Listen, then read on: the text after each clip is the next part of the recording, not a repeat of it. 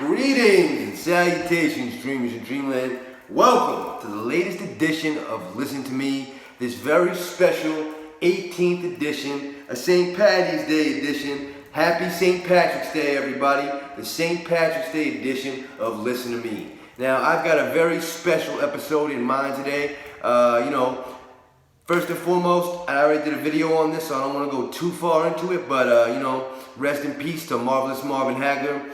In my opinion, the greatest middleweight in the history of the middleweight division. Undisputed champion for 7 years. Should have been another year. His first fight with Antifermo was definitely a highly disputed draw, to say the least. But all respect to Marvin Hagler. Rest in peace. Also, congratulations are in order to Jessica McCaskill for convincingly beating Cecilia Brækhus from pillar to post last Saturday and remaining the 147 welterweight champion of the world for the women. Congratulations, the undisputed women's welterweight champion, Jessica McCaskill. Also, last weekend, there was a fight that had a very bizarre scorecard, and that's something we're going to touch upon today. The title of today's episode is 118 to 110 Ruins Boxing. That's right, 118 to 110 Ruins Boxing. Ruins Boxing. It's true. It's the way it is. It's awful. It's disgusting and it's terrible. 118 to 110 Ruins Boxing. Let me explain.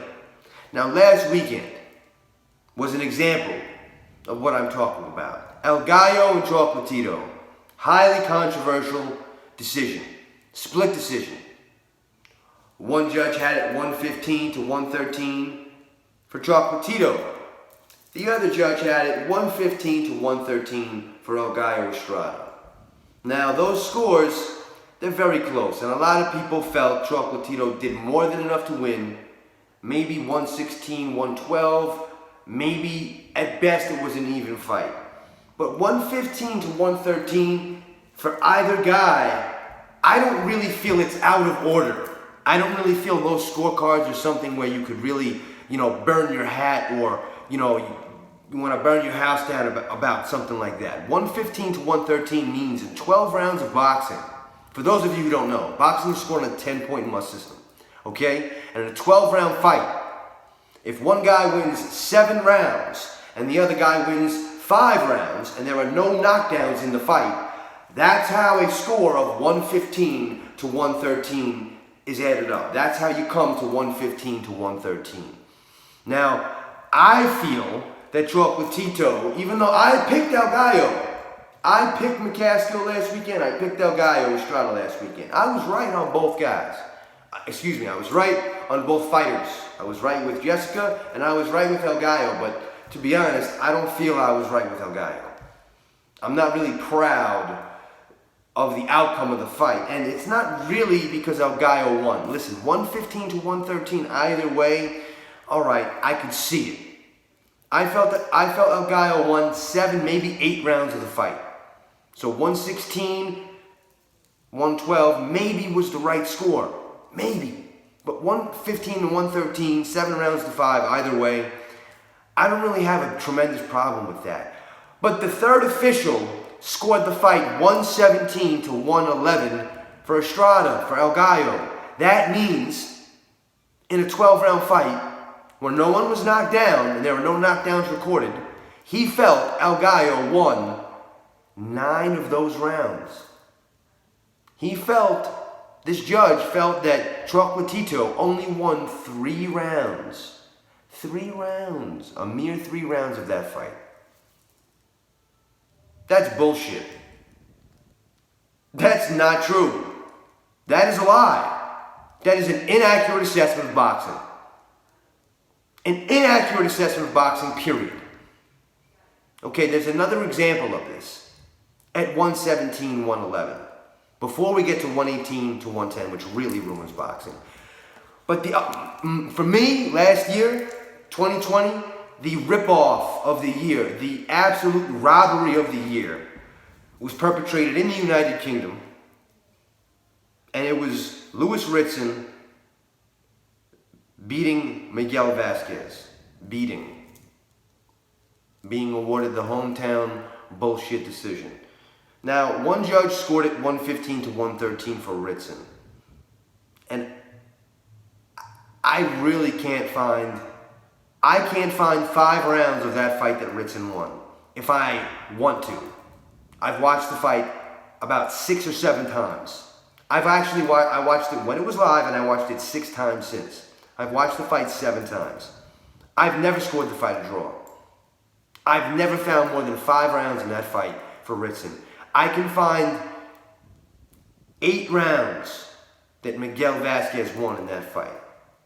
Definitely. Just about every time I watch the fight, I can find 8 rounds that Miguel Vasquez won in that fight. Now, one of the judges scored it 116 to 113 for Vasquez. That means that he had a 10-10 round in there somewhere. But he did give 8 rounds to Vasquez. He gave Miguel Vasquez 8 rounds of that fight where he saw 10 points awarded to him. That's the way I saw it. 116, 112. Okay? For some reason, the third judge scored it 117 to 111 for Louis Ritson. That's a lie. That's bullshit. That's not the truth. That means that Vasquez didn't win more than 3 rounds of that fight? No way. There's no way you could watch that fight and say that Mickey Vasquez only won 3 rounds of that fight. There's no way. It's a lie. It's bullshit. Now we're going to get into the real meat and potatoes. 118 to 110 ruins boxing. The first Triple G Canelo fight. I've watched that fight 12 times. I watched it live, and I scored it 7 rounds to 5 for Triple G. Since watching it live, every time I've watched it, I've scored it 8 rounds to 4 for Triple G. 116 to 112. But 115 to 113 is what I scored the fight the first time I watched it. The first time I watched that fight. But for whatever reason, on the scorecards that night, the deciding judge had the fight 118 to 110 for Canelo, meaning that Triple G didn't win more than 2 rounds of the first fight against Canelo. That's bullshit. That's bullshit. It's absolute bullshit. There's no way that you could tell me, watching the first Triple G versus Canelo fight, that there's not more than 2 rounds that Triple G won. That's absolute fucking bullshit. It's bullshit. 118 to 110 ruins boxing. Marvelous Marvin Hagler in the Sugar Ray Leonard fight. The split decision. Loss. The only fighter that Marvelous Marvin Hagler did not defeat in the ring was Sugar Ray Leonard. Anyone he had a bullshit draw with, anyone he had a loss early in his career, a questionable decision, he avenged all those draws, all those losses. He went on to stop those guys and beat the shit out of them. He did. He never had a rematch with Sugar Ray Leonard. It was a split decision.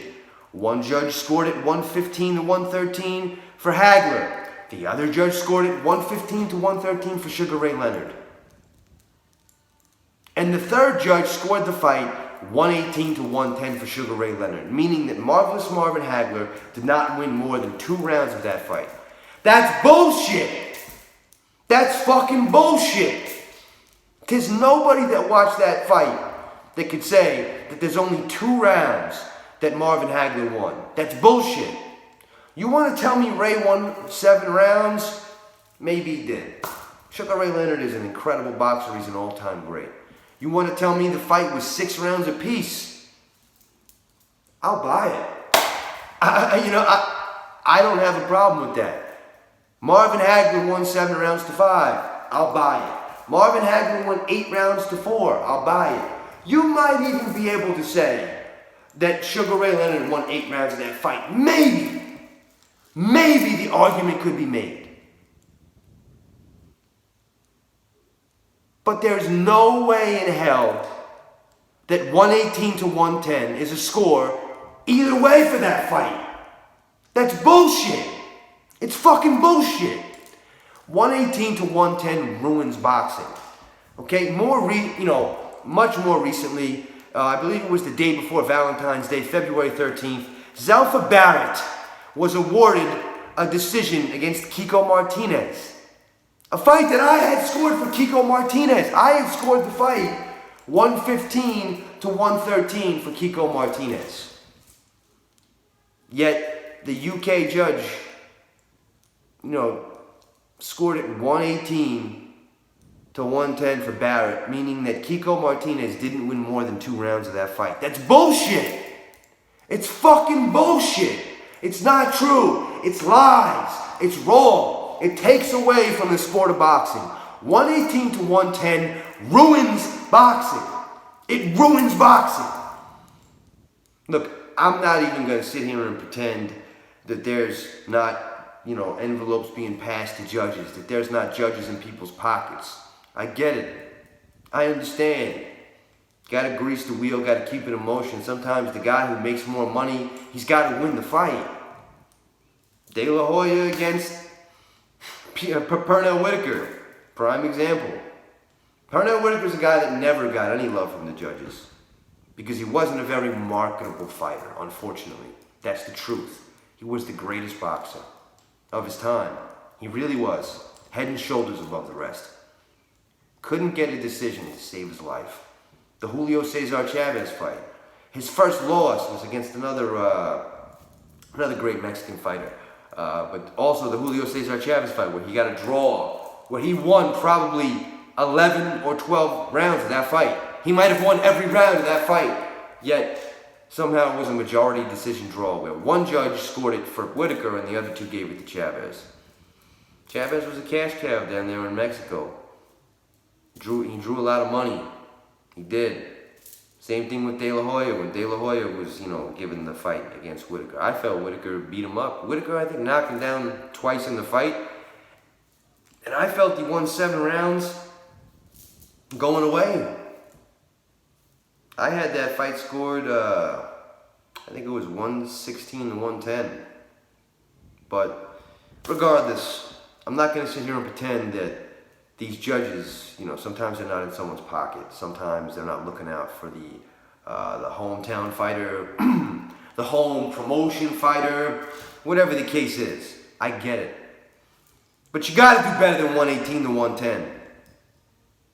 You got to do better than throwing scorecards that are so crooked that it's fucking obvious, that it's disgusting, that it makes me sick to my stomach. Look, Marvelous Marvin Hagler is my favorite boxer of all time. Period. I've never been shy about that. The guy was great in every facet of the game. Great. He could box, he could counterpunch, he could switch hit.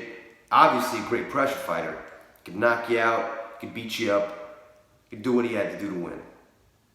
Great boxer. Incredible attitude in life, perseverance. Incredibly nice guy.